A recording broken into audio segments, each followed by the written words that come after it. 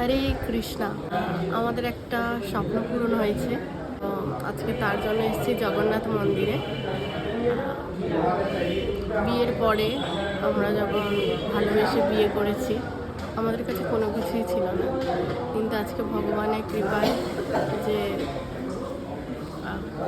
এটা সম্ভব হবে সত্যি ভাবতে পারিনি।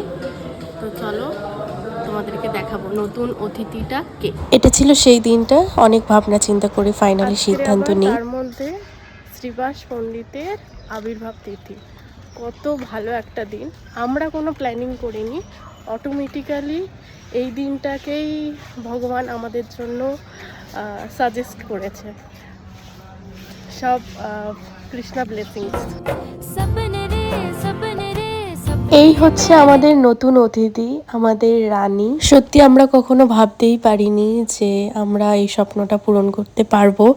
সবটাই ভগবানের কৃপা এবং আশীর্বাদে সম্ভব হয়েছে। অনেকের কাছে এটা সাধারণ বা তেমন কিছু মনে নাও হতে পারে, কিন্তু আমাদের কাছে সত্যি অনেক বড় অ্যাচিভমেন্ট। তোমরা যারা আমার অনেক আগে থেকে ভিডিও দেখো বা আমাকে চেনো, ইভেন অনেক যারা পরিচিত আছো, সকলেই জানো যে আমাদের অনেক কম বয়সে বিয়ে হয়েছে এবং কতটা স্ট্রাগল করেছি আমরা এবং করছিও। অ্যাকচুয়ালি আমি সবসময় সোশ্যাল মিডিয়ায় হাসি খুশির ভিডিও বানাই, তো কিন্তু ক্যামেরার বাইরেও আরও অনেক কিছু স্টোরি বা ইমোশনাল থাকে, সেগুলো আনি না।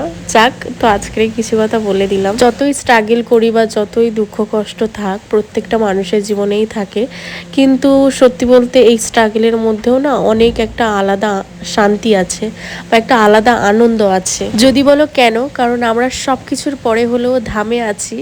যদি একবেলা খাই তাও ভালো, কিন্তু আমি ভগবানের ধামেই, মায়াপুর ধামেই থাকতে চাই।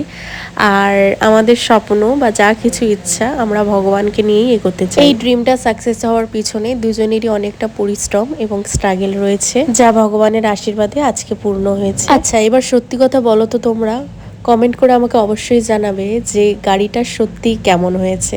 গাড়ির সাথে ম্যাচিং করে কিন্তু আজকের আমি নীল কালারের একটা শাড়িও পরেছি। গাড়িটা আমরা কিনেছিলাম শ্রীবাস পণ্ডিতের আবির্ভাব তিথির দিন, আর গাড়িটা পুজো হলো একাদশীর দিন জগন্নাথ মন্দির। আমাদের কোনো প্ল্যান ছিল না, ভগবানই ইনিয়ে বিনিয়ে এই দিনগুলোই আমাদের জন্য সিলেক্ট করেছে। এই স্পেশাল এত সুন্দর দিন। জীবনটা অনেক ছোট, বেশি কিছু আশা নেই, ছোট ছোট ইচ্ছা, ছোট ছোট স্বপ্ন, সকলের সাথে মিলে মিশে সকলের খেয়াল রেখে যেন আমরা এগিয়ে যেতে পারি। আর ক্যামেরার পিছনে থাকা ভগবানের কিছু প্রিয় ভক্তের জন্য এটা পসিবল হয়েছে। আর যেটা বারবার বলি, everything is possible by Krishna blessings. Hare Krishna.